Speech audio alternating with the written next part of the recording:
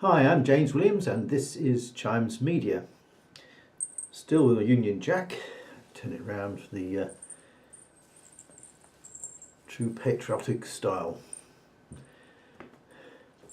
Right, let's talk more about diversity, the dreaded subject of diversity. Now, diversity is putting a lot of people at risk and things like that. The FAA, that in America is responsible for air traffic safety, introduced during the Obama era a diversity entrance section. So basically it's so ridiculous, if you're an experienced pilot you've got a lesser score than somebody who's never done the job. It's completely bizarre, all for the sake of diversity. During the Obama administration, activist bureaucrats decided that the pool of air traffic controllers wasn't diverse enough. The FAA, without a vote, just scrapped the old hiring system and replaced it with a diversity-friendly version. Most people have no idea this happened. The FAA now requires many of its applicants to fill out what they call a biographical questionnaire before any other screening. Those who answer the questions in a way that diversity monitors don't like cannot be considered for hiring, no matter how much experience they have or how well they may do on the other portions of the testing. The biographical questionnaire is all important. So what is in this biographical questionnaire? Well, we can answer that question because we got a copy of it, and we also got information about how it is scored, and it's shocking. For example, one question asked test takers to name their worst grade in high school. The preferred answer for that is science. In other words, if you can't do science, the FAA is especially eager to hire you as an air traffic controller. You get 10 points for being bad at science, according to the scoring sheet. Another question asked about work history. According to the FAA, the best answer to that question is you haven't worked at all in the past 3 years. You get 10 points for not working. Apparently, unemployed people make the best air traffic controllers. This is demented, by the way, but it's real. That's one thing. Now, there's continuing protests around the world going on about the imprisonment of Tommy Robinson, and I've made comment myself.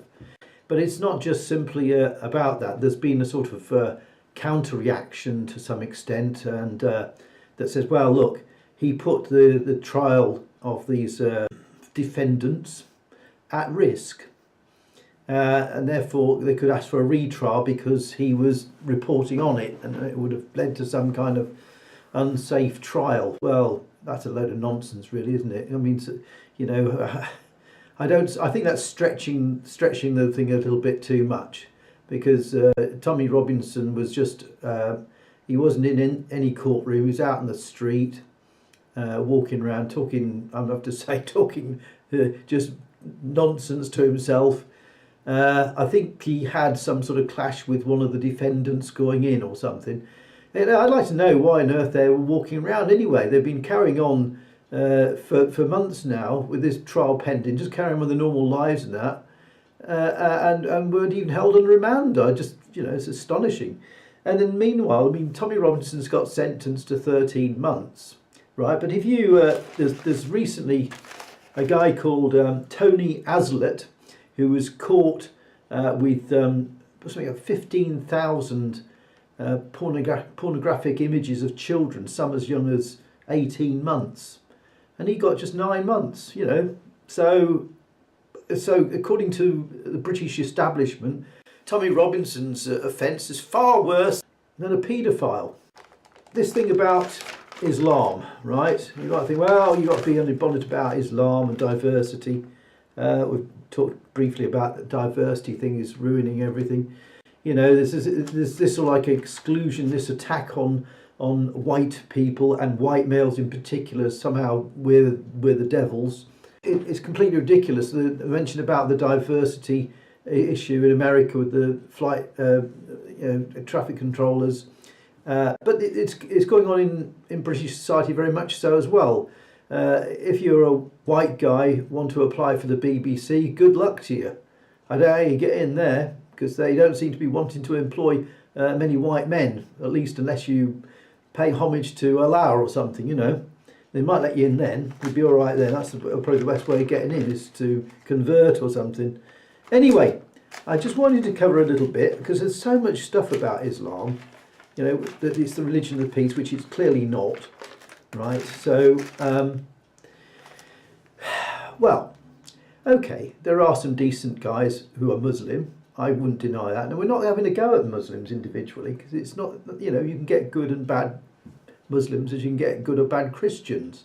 Some pretty horrible people who call themselves Christians I know of. But so it's not about them, it's about the ideology behind the religion, if you can call it a religion. Now, the late Christopher Hitchens highlighted this, and it's not a secret that the Sharia governs how you live, what you do, everything about your life. It is the total manual of what to do and how to live your life. Well, total, as he pointed out, Christopher Hitchens pointed out, is the first 5 letters of totalitarian. Yeah, interesting, isn't it? So you can allow this particular doctrine to tell you how to behave and what to do. Now, there's a class distinction in the Islamic world, a basic class distinction. There's Muslims and there's Kafirs. That's it, right? So if you're not a Muslim, you're a Kafir. And I think it's something like 60% of the Quran is dedicated to how to deal with Kafirs. Now, I can't remember, I'm not a sort of expert in the Jewish religion or Hinduism or something like that, but I'm pretty sure that none of the other religions tell you how to behave towards other faiths, you know, what to do with them. But Islam does. I took some notes on this about Islam, some of the facts about it. And let's pick on one particular area, women, for example. This is taken from the Quran. So I'm not saying anything that's not already there. This is the Quran. And the Quran is a trilogy, if you like. It's made up of the Hadith, the Seerah, and the Quran itself. The Quran part is the smallest of the 3 books, and it's mainly dedicated to Allah, right? Two things that all Muslims will agree with. This is the principle of it. Allah is the only true God, right? Allah is the only true God. That's the first principle. And secondly, that Muhammad is his prophet.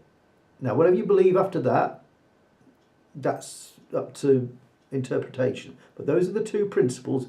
All Muslims, whether they're Shiite or Sunnis or whatever, they believe in that. Right, I just wanted to pick on a particular aspect. The status of women in Islam, right? Now the Hadith, which is like the story side of things, that's like the parting of the Red Sea, which they've nicked many of the passages from Jewish texts and stuff like that. That's beside the point. The Hadith, which is the sort of parable storytelling side of things. The Seerah is all about Muhammad's life. It's like a biography. And the Quran, like I say, is dedicated to Allah. In the Hadith, which covers most of the stories, the status of women is 89% low. Women are low. Equal with men, 10%, and 1%, only 1% of the Hadith covers the highness of women, the importance of women. That's usually related to them being mothers and wives. And it goes on to say, women will be judged on Judgment Day on how well she obeyed her husband. Right? Muhammad said, I have seen hell, and it is primarily made up of women because they were not grateful to their husbands. And the other thing is about moderate Muslims. Moderate Muslims, right? These are the people you can get along with, if you like. Well, the argument is, if you're a moderate Muslim, you're actually not following the will of the Prophet and the will of Allah. You're not actually following, because if you follow it as you should do, then you get all the prejudices and controlling mechanisms that Sharia brings. Now, the thing is about, this is an argument about immigration, migrants. Okay, there's there are Muslims who are coming to Britain or the West, if you like, because they want to get away from the controlling aspects of Islamic laws and Sharia. But a Muslim moving to another country is called hijra. Hijra. It's about Hijra. I don't know what it is in Arabic, but anyway.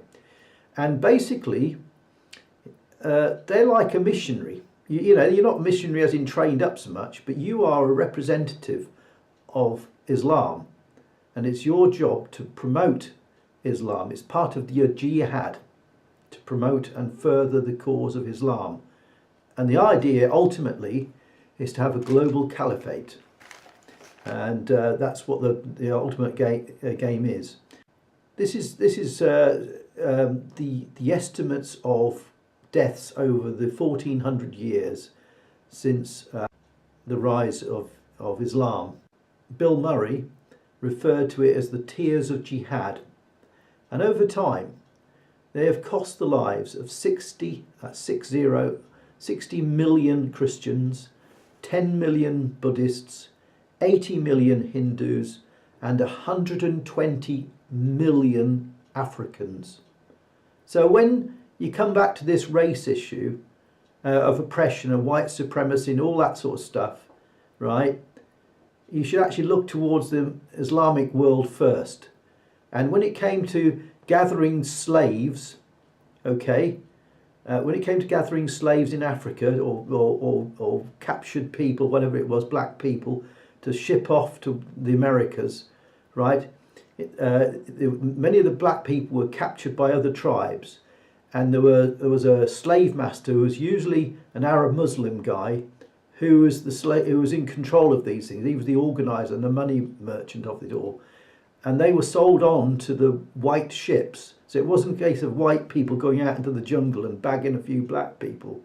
It was, you know, other black people capturing them and making money out of it by selling on to the slave masters.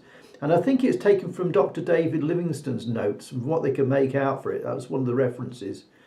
That the people making it to the slave ships, I think only about 1 in 5 made it. The other 4 out of 5 perished. Okay, that's it. That's enough for now. And you could talk for hours about Islam. There's so much coverage of it. But the thing is, when you talk about Islam, you know the rule book is the Quran. If it's not in the Quran, it's not Muslim. Okay, that's how it works out. Okay, till next time, take care of yourself. That we mustn't ever use the word Islam in any sentence that includes the words violation of human rights. This is very urgent business, ladies and gentlemen. I beseech you. Resist it while you still can, and before the right to complain is taken away from you, which will be the next thing. You will be told you can't complain because you're Islamophobic. The term is already being introduced into the culture as if it was an accusation of race hatred, for example, or bigotry, whereas it's only the objection to the preachings of a very extreme and absolutist religion. Watch out for these symptoms. They are not just symptoms of surrender, very often ecumenically offered to you by men of God in other robes, Christian and Jewish and smarmy ecumenical. These are the ones who will hold open the gates for the barbarians. The barbarians never take a city till someone holds the gates open for them. And it's your own preachers who will do it for you, and your own multicultural authorities who will do it for you. Resist it while you can. And if you wonder what will happen if you don't, look and see how a cricket team in Middlesex in England had to change its name by force last week, because it was called, and had been for years, the Middlesex Crusaders. Look and see how stories about little pigs can't be taught to children in English schools anymore, lest offense be taken by the religion of peace. Resist it while you can.